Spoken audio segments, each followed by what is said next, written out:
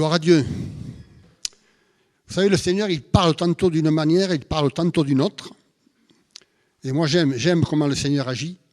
Il agit jamais comme nous on pense, comme nous on le désire, comme nous on aimerait que les choses se passent.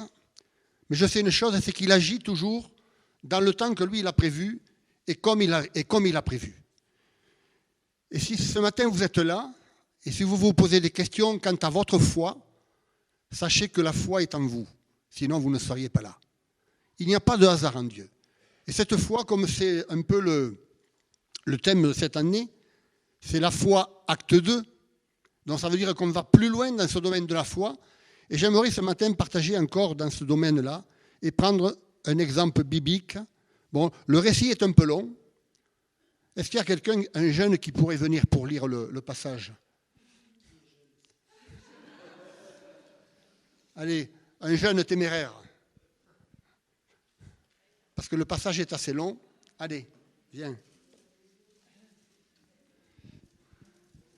Moi, à mon âge, il me faut le temps pour lire le passage. Les jeunes, c'est un peu plus. Alors, c'est tout le passage 2, là. Voilà, ça s'arrête ici. Tu vois? Okay. C'est bon? Allez. La vue est meilleure que la mienne. Josué, fils de Noum, envoya secrètement de Chittim 2 espions, en disant « Allez voir ce pays et Jéricho ». Ils partirent et entrèrent dans la maison d'une prostituée dont le nom était Rahab, et ils y couchèrent. On dit au roi de Jéricho « Voici que des Israélites sont arrivés ici cette nuit pour explorer le pays. » Alors le roi de Jéricho envoya dire à Rahab « Fais sortir les hommes venus chez toi, ceux qui sont entrés dans ta maison, car c'est pour explorer tous les pays qu'ils sont venus. » Mais la femme emmena les 2 hommes, les cacha et dit « Oui, ces hommes sont venus chez moi, mais je ne savais pas d'où ils étaient. Au moment où l'on allait fermer la porte au crépuscule, ces hommes sont sortis sans que je sache où ils allaient. Hâtez de les poursuivre et vous les rattraperez. » En fait, elle les avait fait monter sur le toit et les avait dissimulés dans les tiges de lin, arrangées pour elles sur le toit. Ces gens les poursuivirent sur les routes du Jourdain jusqu'au gué et l'on ferma la porte près de la sortie des poursuivants. Avant le coucher des espions, elle monta auprès d'eux sur le toit. Elle dit à ces hommes « L'Éternel, je le reconnais, vous a donné ce pays. La terreur que vous inspirez s'est abattue sur nous et tous les habitants de ce pays défaillent devant vous. Car nous avons appris que l'Éternel a mis à sec devant vous les eaux de la mer des Joncs lors de votre sortie d'Égypte. Et comment vous avez traité les 2 rois amoréens qui régnaient en Transjordanie, Sihon et Og, que vous avez voués à l'interdit. » Ça va être long. « Nous l'avons appris, le cœur nous a manqué, et chacun a perdu le souffle devant vous, car l'Éternel, votre Dieu, est Dieu dans les cieux, là-haut sur la terre, ici-bas. Et maintenant, faites-moi donc un serment par l'Éternel. Comme j'ai usé de loyauté envers vous, vous aussi vous userez de loyauté envers ma famille. Vous me donnerez un signe qui soit certain. Vous laisserez vivre mon père et ma mère, mes frères et mes sœurs, et tout ce qui est à eux, et vous nous ferez échapper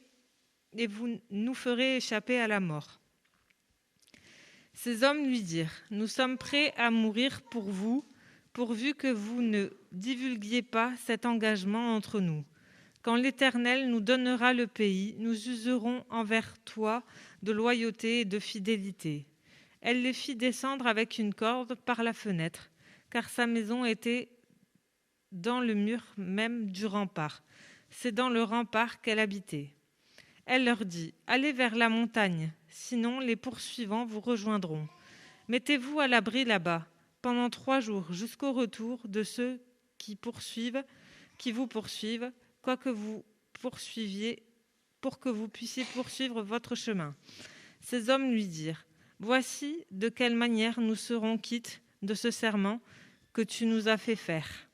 À notre arrivée dans le pays, attache ce cordon de fil écarlate à la fenêtre par laquelle tu nous as fait descendre, et groupe auprès de toi dans la maison de ton père, ta mère, tes frères et toute ta famille. Quiconque franchira les portes de ta maison pour sortir, son sang sera sur sa tête, et nous autres serons quittes. Mais si l'on met la main sur l'un de ceux qui seront avec toi dans la maison, son sang sera sur notre tête. Si tu divulgues cet engagement entre nous, nous serons quittes du serment que tu nous as fait faire. » Elle dit : « Qu'il en soit selon votre engagement. » Elle les laissa partir, et ils s'en allèrent. Elle attacha le cordon écarlate à la fenêtre. Ils partirent, arrivèrent à la montagne, et y restèrent 3 jours jusqu'au retour de ceux qui les poursuivaient. Les poursuivants cherchèrent tout au long du chemin sans les trouver. Les 2 hommes redescendirent alors de la montagne et traversèrent le Jourdain. Ils arrivèrent auprès de Josué, fils de Noum, et lui racontèrent tout ce qui leur était arrivé. Ils dirent à Josué : « Certainement l'Éternel a livré tout le pays entre nos mains, même tous les habitants du pays défaillent devant nous. » On peut l'applaudir, hein.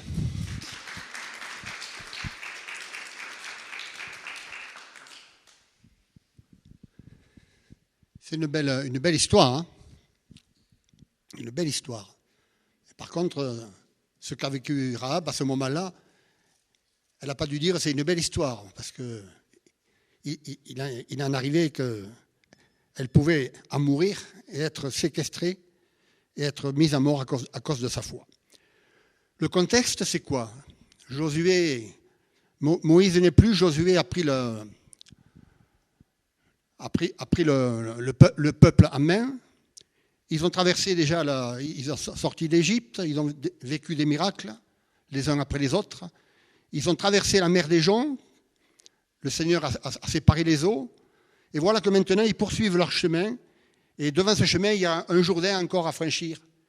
Et plus il y a une cité qui s'appelle Jéricho, qui est de réputation infranchissable. Et pour cause. Elle est une fortification où il y a 2 murailles, une de 2 mètres d'épaisseur, et comme ça ne suffit pas, une autre de 4 mètres d'épaisseur. Ludo, ça doit t'inspirer, ça. Et comme ça ne suffit pas, une hauteur de 10 mètres. Alors imaginez un peu l'évaluation de tout ça. Et suite au passage du Jourdain, il nous est dit que ce peuple va se trouver devant cette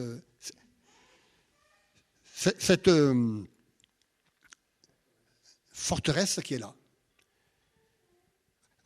Et là, il y a vraiment quelque chose qui vient nous toucher à nous par rapport à toutes nos incompréhensions et nos forteresses de raisonnement qui parfois ont une muraille de 2 mètres, voire de 4 mètres, et une hauteur de 10 mètres qui nous empêchent bien souvent de nous approcher de Dieu.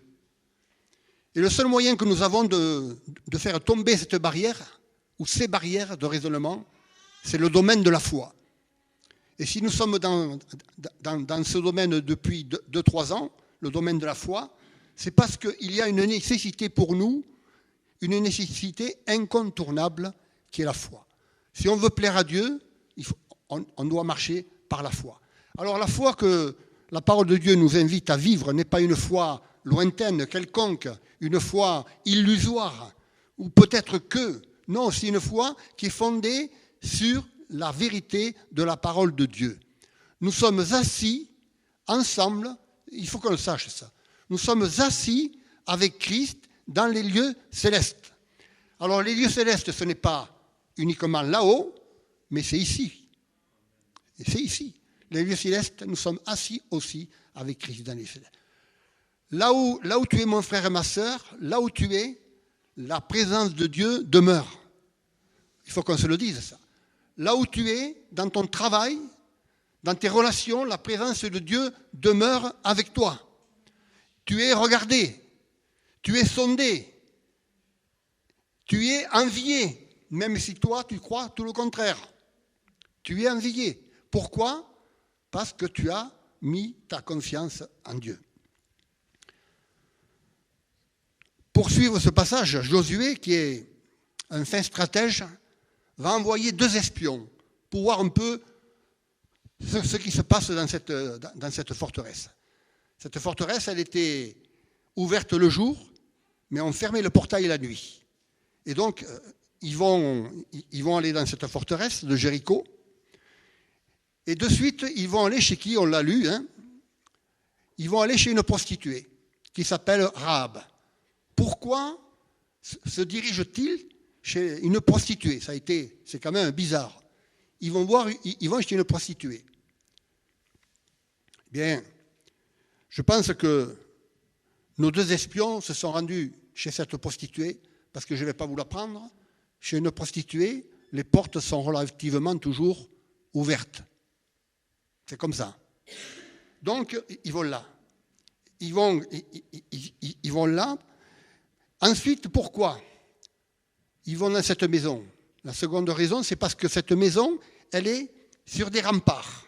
Elle est construite dans les remparts de Jéricho. Et donc, ils viennent là, ils montent dans cette maison, parce que depuis là, ils ont une vue générale sur Jéricho. Et de là, ils peuvent voir les stratégies qu'ils peuvent rapporter à Josué pour l'attaque de Jéricho. Ce qu'ils ne savent pas à ce moment-là, c'est que Dieu va s'occuper lui-même de Jéricho et qu'il va faire tomber les murailles. Mais les stratégies. Et ensuite, je crois que s'ils se sont rendus chez Rahab, ce n'est pas le fruit du hasard, au-delà de ce que j'ai dit, parce que c'était une prostituée ou parce que sa maison était bien placée, mais c'est parce que Dieu déjà a voulu tendre la main à Rahab, à cette femme, pour lui tendre la main, pour la tirer et la mener au salut. Et donc si on regarde le contexte de cette femme, il n'y avait rien, mais vraiment rien, de chez rien, pour la tirer vers Dieu. Et Dieu regarde à elle. Il regarde à elle.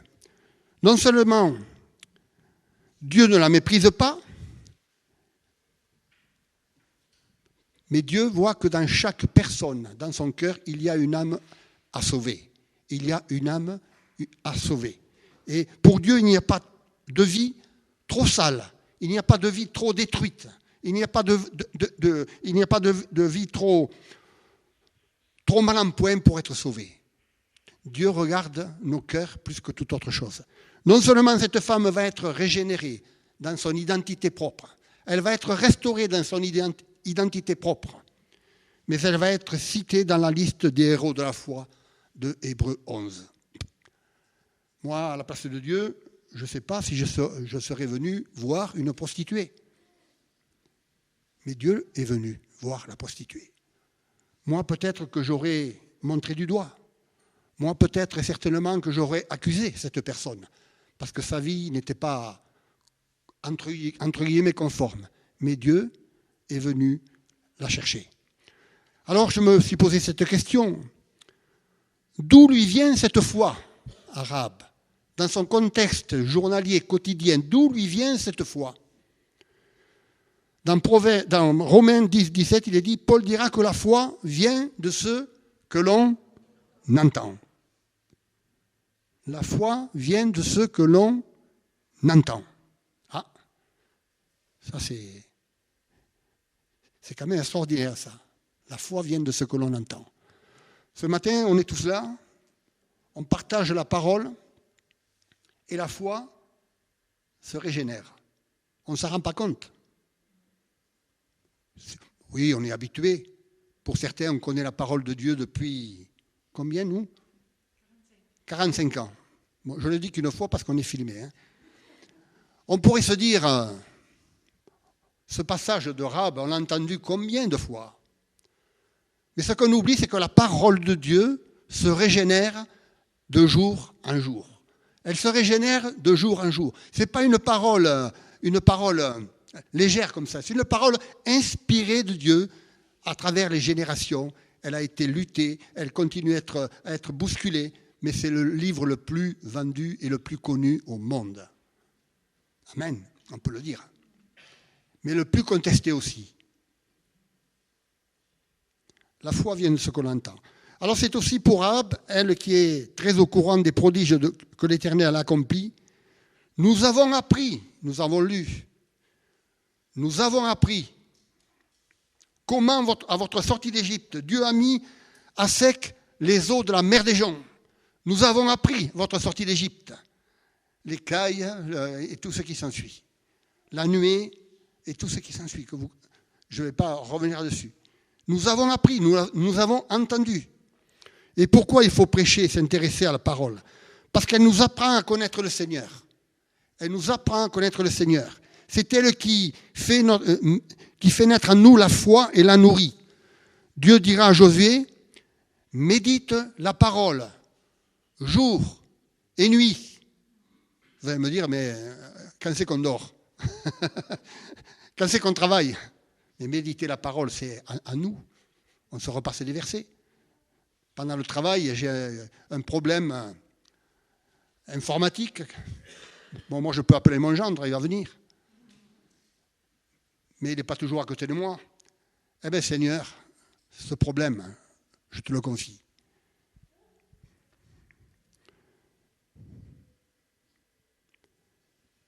Tu méditeras la parole jour et nuit. Et tu la poseras sur le livre de chevet, tu ne t'en occuperas plus. Non, c'est pas ça. Et tu la méditeras jour et nuit. Et tu la méditeras jour et nuit. Et tu la pratiqueras. Et tu la pratiqueras. Et ça, entre la méditation et la pratique de la parole, il y a un laps de temps, c'est le laps de temps de notre vie. C'est le laps de temps où chaque jour, on réfléchit sur la parole de Dieu, où chaque jour, on met en pratique ce que le Seigneur nous a permis de comprendre. Et Rahab, ce qu'elle a entendu est la preuve suffisante que rien ne peut arrêter l'accomplissement des desseins de Dieu. Pour elle, c'est une certitude. C'est pas peut-être que, c'est une certitude. La conquête de la ville de Jéricho et du pays du Canaan est déjà une chose acquise, au verset 9. Pour elle, c'est déjà acquis. Mais d'où lui vient cette foi? Eh bien, cette foi lui vient de ce qu'elle a entendu, des prodiges que Dieu a fait. Simplement. Pour elle, c'est déjà la conquête de Jéricho. Pour elle, c'est déjà fait. Alors que le peuple, à ce moment-là, n'a pas encore traversé le Jourdain. La Jéricho, ça va se passer dans 3, 4, 5 jours après. Mais elle est déjà dans l'action de la foi. Hébreux 11, les fermes assurances, c'est les choses qu'on espère, la démonstration de celles qu'on ne voit pas, la conviction, c'est la signification de la foi. Pour elle, le seul vrai Dieu, c'est l'Éternel, celui qui règne dans les cieux et sur toute la terre. Alors pourtant, depuis son enfance, elle a côtoyé les idoles de son pays, mais elle a bien vu que cela n'a rien changé à sa vie. Rien n'a changé à sa vie. Elle réalise que les idoles ne sont que néant et d'aucun secours. Elle réalise que son seul secours, c'est de se tourner vers Dieu pour échapper au jugement qui vient, c'est-à-dire la destruction de la ville dans laquelle elle est. Alors quelles sont pour moi aujourd'hui, autant de questions que je nous pose, quelles sont pour moi aujourd'hui les idoles qui peuvent m'empêcher d'avancer avec Dieu, qui peuvent prédominer dans ma vie et qui inconsciemment mettent Dieu à la deuxième place? Ce matin, c'est encore cet appel. Où est-ce que tu as mis Dieu? Où est-ce que Dieu est dans ton cœur? Première place ou deuxième place? Ou énième place? Tout ce qui en moi me domine et que je ne peux me passer, c'est une idole. C'est une idole. Et Seigneur, débarrasse-moi de ces idoles-là, de tout ce qui domine de moi. Rahab se s'est perdue, condamnée à périr avec les habitants de la cité. Elle est consciente que les hautes murailles ne pourront rien arrêter.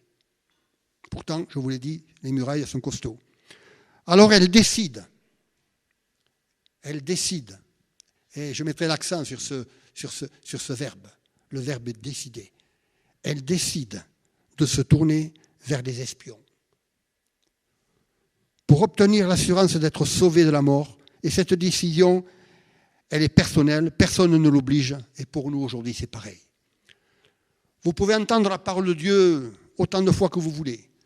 Mais si jamais vous ne prenez la position de décider, cette parole restera une lettre morte. Elle ne pénétrera jamais nos cœurs. Elle ne pénétrera jamais dans nos pensées. Et cette lettre peut rester morte. Mais elle a décidé. Elle a décidé d'accueillir les espions. Quand elle accueille les espions, elle accueille le Seigneur. Quand elle accueille les deux espions, elle accueille la gloire de Dieu. Quand elle accueille les deux espions, elle accueille le salut de Dieu pour sa vie et pour sa famille. On y reviendra. Jacques 2, 25 nous dit que les œuvres de Rahab sont la preuve de sa foi authentique. En deux mots, la foi qui se prouve dans les actes. Elle accepte de courir de grands risques. Et quel risque ? Nous, ce matin, alors que nous sommes, entre guillemets, encore dans une certaine liberté, nous sommes encore dans une certaine liberté. Elle accueille dans ce contexte de destruction de la ville imminente, elle accueille les espions au péril de sa vie. Elle sauve ces hommes en les cachant. Elle donne une fausse piste aux serviteurs du roi. Elle renseigne les espions et leur apprend que toute la ville est effrayée. Elle les reçoit avec bienveillance. Elle facilite l'évasion des deux hommes. Et vous savez que si elle avait été prise et démasquée à ce moment-là, c'était la mort certaine pour elle. Et dans certains pays aujourd'hui, encore, en 2022, quand je vois ça,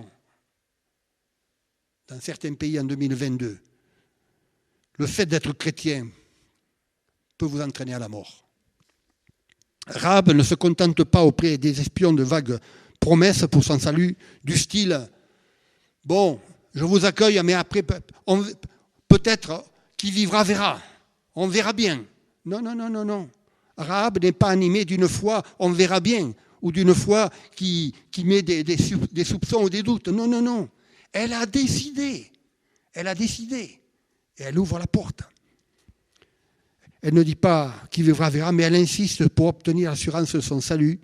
La foi qui l'anime est déterminée par la persévérance et par l'endurance. Persévérance, endurance, ce sont là les deux attributs pour moi de la foi incontournables.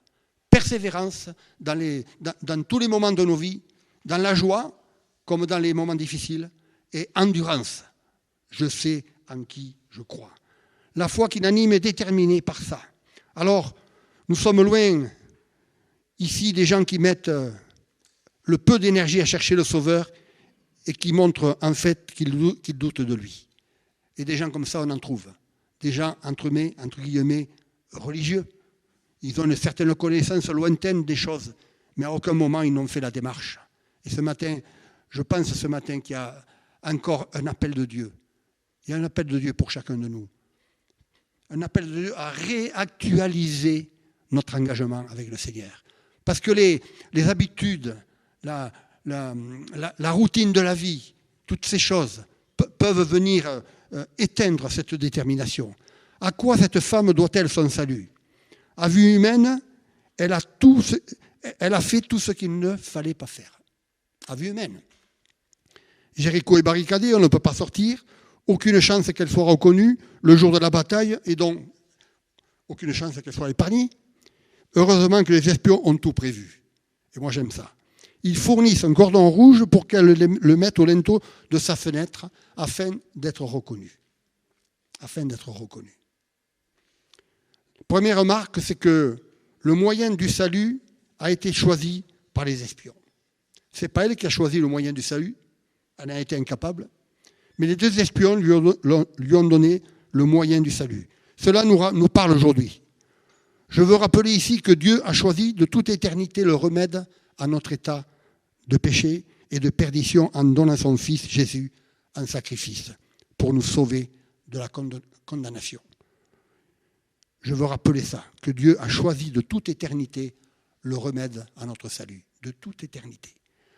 Si quelqu'un peut douter de ce moyen encore aujourd'hui, bien j'invite chacun à imiter Rahab, qui a cru à la valeur de ce cordon rouge. Deuxième remarque que je ferai, le cordon, la couleur du cordon n'est pas le fruit du hasard. Il est cramoisi. Il n'y a pas de hasard en Dieu. On peut parcourir la parole de Dieu. Vous verrez, il n'y a aucun hasard dans cette parole. Le hasard, c'est la créativité de notre raisonnement humain. Mais il n'y a pas de hasard en Dieu. Il n'y a pas de hasard. Ce cordon, il est cramoisi, couleur du sang. Cela, inévitablement, nous rappelle la croix où Jésus s'est donné pour nous. Pour chacun où son sang a coulé, pour notre salut. Aujourd'hui, c'est le jour du salut pour toi, si tu veux le recevoir dans ta vie. Apocalypse 3,20, j'aime ce passage où Jésus tape à la porte et nous invite. Aujourd'hui, le Seigneur va rentrer. Il veut manger avec nous, il veut entrer chez nous, manger avec nous et souper avec nous dans notre intimité, c'est-à-dire dans notre cœur. On veut lui ouvrir la porte. Alors, des enseignements, nous pouvons en tirer beaucoup de ce récit. Le salut est acquis par la foi. Allez, on va lire un passage dans Éphésiens chapitre 2, verset 8.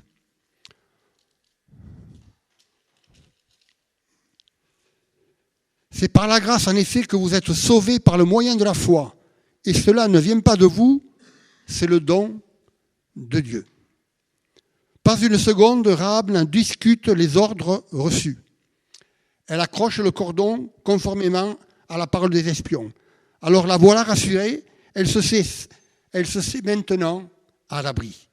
Rien ne peut l'atteindre, car l'envahisseur verra le signe protecteur. Ce cordon, pour elle, c'est la protection divine.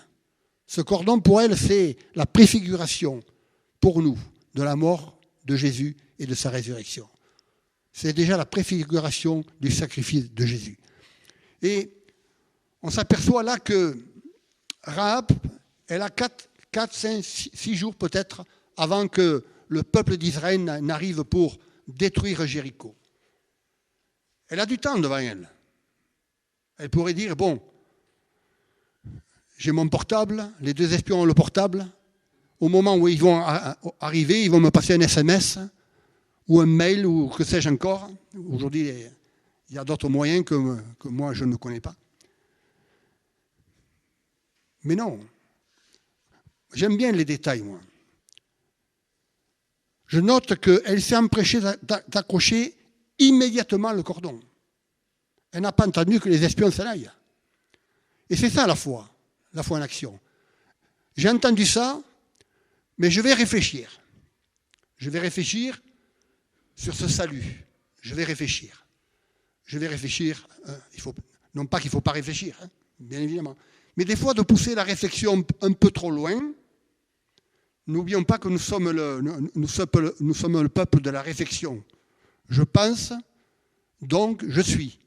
Donc, pour nous, c'est facile, les Français. Nous raisonnons tellement et tellement bien que nous savons toutes choses. On est au courant de tout. On n'est pas, c'est pas français ce que je veux dire, on n'est pas apprenable. Enseignable, ah, voilà. Bon, vous m'avez compris.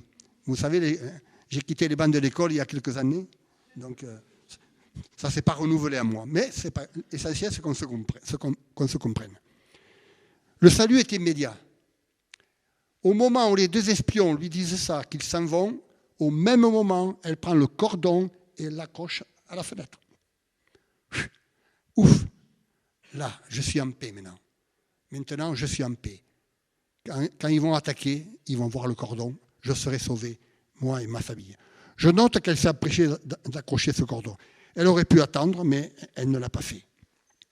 Rahab était sage et craignait, en agissant trop tard, d'être surprise par l'armée de Josué. Elle craignait d'être surprise par l'armée de Josué. Frères et sœurs, amis qui êtes là, n'attendez pas pour faire la démarche auprès de Dieu, quelle qu'elle soit, ou la refaire. Et n'attendons pas. Soyons sages et déterminés. Rahab était sage, et en agissant trop tard, elle pouvait perdre son salut. J'ai l'image des vierges sages et des vierges folles. Vous savez, dans la parole de Dieu, elles avaient toutes rempli leur burette d'huile et elles attendaient que le prince charmant arrive. Quand il est arrivé, elles ont attendu longtemps. Les vierges sages avaient pris de la réserve pour remplir à nouveau leur fiole pour qu'il y ait la flamme. Et celles qui n'étaient pas sages, les vierges folles, ont demandé aux autres de leur donner un peu d'huile. Elles ont dit non, on ne peut pas. C'est trop tard, on ne peut pas. Le prince est venu, les vierges sages ont été sauvées, les autres. Donc, il y a une immédiateté dans la foi. Une immédiateté qu'on ne peut pas mettre de côté. Cette femme de foi nous enseigne ici qu'il ne faut pas renvoyer à demain le Sauveur. Sa venue, nous dit la parole de Dieu, sera soudaine, comme l'éclair. Le moyen de salut a été choisi par les 2 espions. Cela nous parle aujourd'hui. C'est Dieu qui a voulu choisir ce moment. Le cordon à la fenêtre était visible de tous. Or, il est passé inaperçu pour la majorité des gens de Jéricho. Il est passé inaperçu. Personne ne s'est posé la question du pourquoi, du comment. Chacun savait où était la maison de Rahab, la prostituée. Tout le monde connaissait. Tout le monde savait où elle habitait. Jamais il n'y avait eu de cordon à ce linteau. Mais ils ont vu ce cordon, mais personne ne s'est posé la question. Pourquoi y a-t-il ce cordon couleur cramoisie sur le linteau de la maison de Rahab? Eh bien, personne ne s'est posé la question du pourquoi de ce cordon, de sa signification. Peut-être même que certains ont dû se moquer. Qu'est-ce qui se passe avec Rahab? Qu'est-ce que c'est qu'elle nous a mis sur le linteau? Vraiment, elle n'est pas bien. À la limite, il faudrait même peut-être l'hospitaliser. Peut-être elle est tombée dans une secte. Peut-être c'est une nouvelle idole. Que sais-je? Toujours est-il que cela nous rappelle qu'un chrétien ne cherche pas ses convictions personnelles et ne craint pas d'afficher sa foi. Nous sommes porteurs d'une bonne nouvelle. C'est la bonne nouvelle, c'est l'Évangile. Nous sommes porteurs d'une bonne nouvelle, c'est l'Évangile. Ce que les gens en feront, c'est leur responsabilité. La nôtre, c'est de l'afficher avec sagesse et amour. Pour terminer, je voudrais m'arrêter sur la notion de famille. Et là, je vais inviter Marie-Rose à venir partager 2 minutes quelque chose là-dessus. Acte 16, 31 nous dit « Crois au Seigneur Jésus et tu seras sauvé, toi et ta famille. » L'autre leçon que nous montre Rahab, c'est qu'elle est préoccupée aussi par sa famille. Elle est frère, sœur, père, mère, les cousins, jusqu'à la 1e génération. Elle englobe tout cela avec elle auprès des espions. Elle leur dit « Je veux être sauvé, moi et ma famille. Moi et ma famille. » Que cela vienne comme consonner à notre oreille, vienne nous interpeller à notre oreille, de ne jamais baisser les bras et de toujours intercéder pour les nôtres. Toujours intercéder pour les nôtres. Vous allez me dire, mais ils n'ont pas fait de démarche auprès de Dieu, certains. Certains se sont éloignés. Et que sais-je encore? Mais ce n'est pas le problème pour l'instant. Par la foi, prions pour nos familles. Quelles que soient les situations, continuons à prier pour nos familles. Je crois que la prière est une puissance. C'est une puissance qui renverse les épreuves. C'est une puissance qui renverse les épreuves. C'est une puissance aussi qui vient renouveler notre foi. Et par la foi, si tu crois, tu verras la gloire de Dieu. On peut le dire ça? Si tu crois, tu verras la gloire de Dieu. Je crois que nous sommes tous le fruit de la prière de nos ancêtres et il n'y a pas de hasard en Dieu. La foi de Rahab a rejailli sur sa famille et ils ont tous été sauvés. J'appellerai Marie-Rose pour qu'elle vienne donner une expérience qu'elle vit depuis des années. Alors mon expérience, quand je me suis convertie, mon premier désir, c'était que mes parents acceptent Jésus pour son salut, pour leur salut. Et merci Seigneur, ils sont partis m'ont sauvé. Et un jour, je m'entends prier, je pense que c'est une prière inspirée. Je priais pour mes enfants, pour les enfants de leurs enfants, jusqu'au dernier qui ait une goutte de mon sang. Et ça, c'est une prière inspirée, c'est pas moi qui l'ai inventée. Et cette prière, je m'en sers encore aujourd'hui. Seulement, comme j'étais jeune convertie, j'ai dit, mais est-ce que c'est juste? Je ne l'avais pas vu, moi, dans la Bible, il fallait prier comme ça.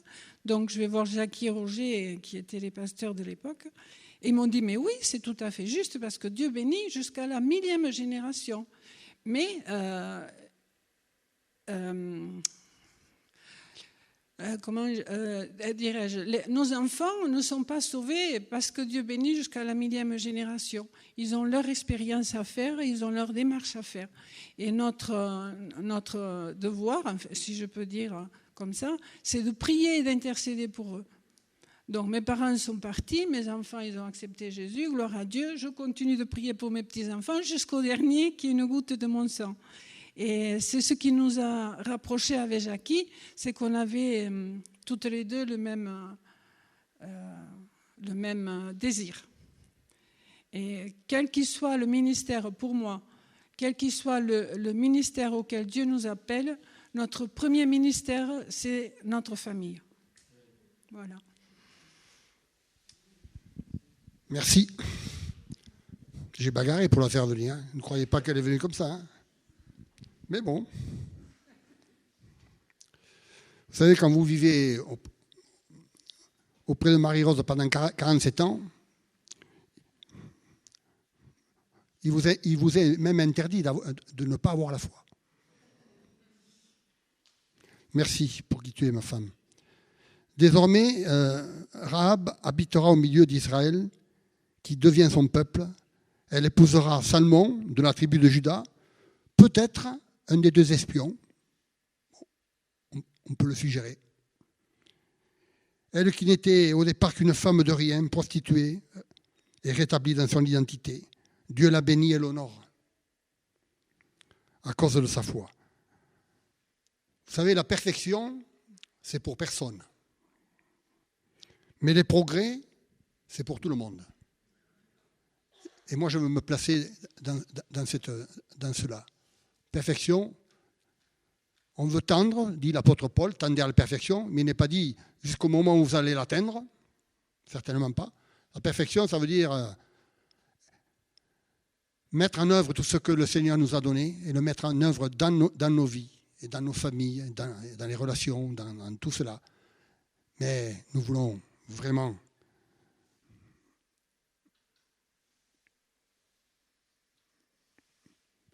que les progrès soient évidents pour tous, nous dit aussi l'apôtre Paul. Et nous voulons progresser avec toi, Seigneur, ce matin. On veut progresser avec toi. La couleur du cordon n'est pas le fruit du hasard.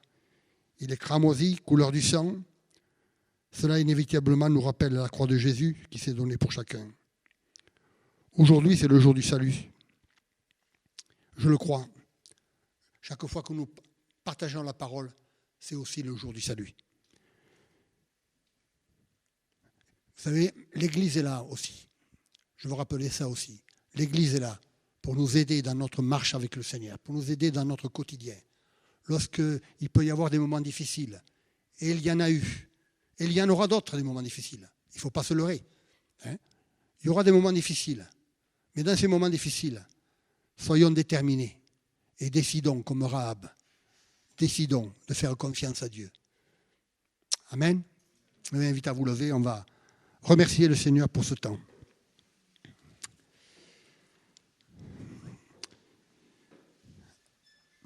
Seigneur, ce matin encore, tu viens nous interpeller. Tu viens nous interpeller au plus profond de nous-mêmes, dans notre identité propre, par rapport à ta présence dans nos vies, par rapport à savoir où nous en sommes aujourd'hui et faire encore le point. Nous avons besoin de faire le point et de refaire souvent le point. Parce que tant que nous ferons le point, c'est que nous sommes interpellés par toi. Et nous sommes intéressés par toi. Le jour où nous ne ferons plus le point sur notre vie, gare à nous. Mais ce matin, nous voulons véritablement nous poser en hommes et femmes de foi. Merci Seigneur pour ce que tu nous as donné. Merci parce que nous sommes assis avec toi dans les lieux célestes. Merci parce que ce n'est pas nous qui créons la foi, c'est toi qui nous la donnes. C'est toi qui nous la donnes. Alors ce matin, je prie pour chacun. Je prie pour chaque famille présente ce matin. Je prie pour chaque famille. Que chaque famille soit bénie au-delà de toute mesure. Que chacun de vous puissiez trouver encore, être renouvelé dans ce chemin du salut, être renouvelé dans ce chemin de foi, être renouvelé dans le chemin de la prière, de l'espérance aussi. Et cette espérance qui n'est pas une espérance limitée, mais qui est une espérance éternelle. Oh, merci Seigneur. À ton nom, donne la gloire. Dans chaque famille ce matin, à ton nom, donne gloire. Dans ceux qui ont des projets, de mariage, soit que tu sois toujours au centre de leur couple, que tu sois toujours au centre de leur famille, au nom de Jésus. Qu'aucun ne se laisse distraire par les choses de la terre, par les bouleversements politiques, géopolitiques, toutes ces choses qui viennent pour perturber notre engagement. Non, nous ne laisserons rien paraître dans nos cœurs et dans nos vies. Nous ne nous laisserons pas atteindre parce que tu es celui qui a dit « Tout est accompli ». Tout est accompli. Alors à ton nom seul, Seigneur, donne la gloire. Merci pour la foi. Merci pour la foi en action pour chacun de nous. Que chacun reparte avec une foi renouvelée, une foi déterminée comme Rahab a été déterminée. Seigneur, cet exemple nous parle encore aujourd'hui. Merci Seigneur, à ton nom soit la gloire.